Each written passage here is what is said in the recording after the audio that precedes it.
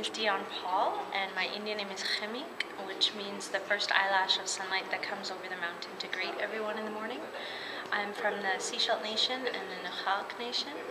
I learned to weave with the lady from the Stalo Nation, and it was my son's father's aunt, and I actually didn't see a loom for the first year. I had to cart and cart and cart and spin and spin and spin. So I got like 6 little balls of wool, and they were kind of lumpy and sad.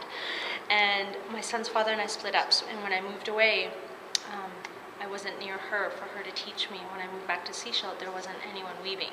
So I carried the wool with me until I went to Emily Carr, and the First Nations coordinator there, Brenda Crabtree, was one of my first instructors. So she showed me how to weave wool on the loom and cedar mats and baskets and how to process cedar.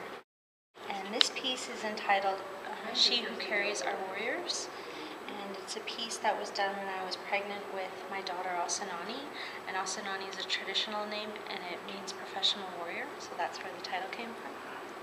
The body casting is my cast. I was about 8.5 months pregnant, and when my husband did the body cast for me, so we took it off. He had to go pick up our other child from school, and it wasn't fully dry or done. And I said, wait, don't.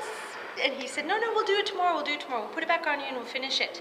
So I went into labor the next day. We didn't really get to finish it. So this underneath here is actually a cast of a cast. The first cast that we did, I put saran wrap over it and did another cast and pulled that off and attached it to here.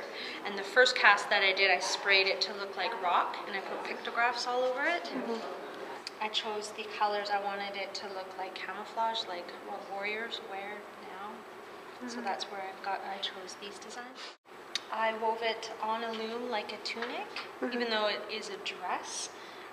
And I wove it so that the diamond pattern ended, so the belly button was in the middle and the nipples were showing.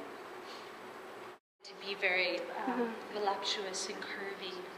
I like for people to see weaving in a different light, to see it in a contemporary.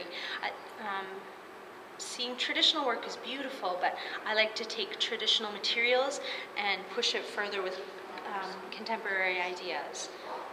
Especially with the large piece, the flying geese pattern. That idea, I was taking the notion of craft, like the idea of weaving a basket or weaving a mat, and putting it on a frame, which is recognized as a fine art or high art, and taking that material, putting it on a frame and hanging it on a wall to sort of raise it up to a fine art status, which I think weaving should be. Shouldn't be considered a craft. Craft tends to lower it in value, or the idea of craft, right? Yes. But to see a craft as high art, I think is very important.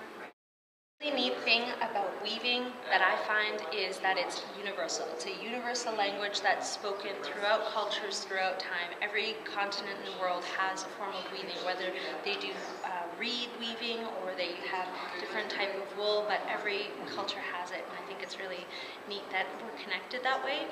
And same with drum making. Every culture has some form of drum. So it's a universal music, and it's a universal language that we can speak to each other. I'm the cultural arts instructor with the Sechelt Nation. I teach elementary from grade 4, 5, 6, 7, and then I teach in high school 8 to 12. I do after-school programs, summer programs. I teach weaving, painting, stained glass, printmaking, watercolor, acrylic. I teach a pictograph class. I do art history classes, cedar weaving, wool weaving. I'm teaching this young girl from our community, and she's making her first dress. So I'm warping it like a tunic, so she'll weave down and around, and then go all the way around, so it is one full dress. And another friend of mine and I, for my wedding dress, we had an idea to do a weaving dress.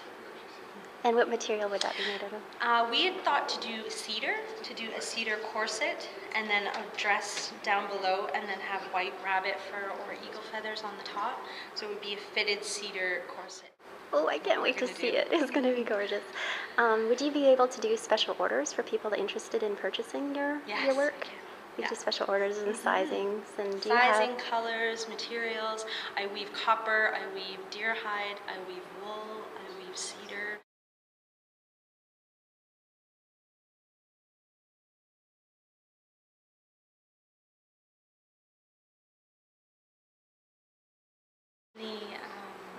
the Seattle Art Museum, the Royal BC Museum. I did a large piece for Bannock. And you did some work with the Olympics, I did. I did 5 panels 9 feet long of stained glass. It's at the Killarney Community Center. A big weaving, stained glass weaving.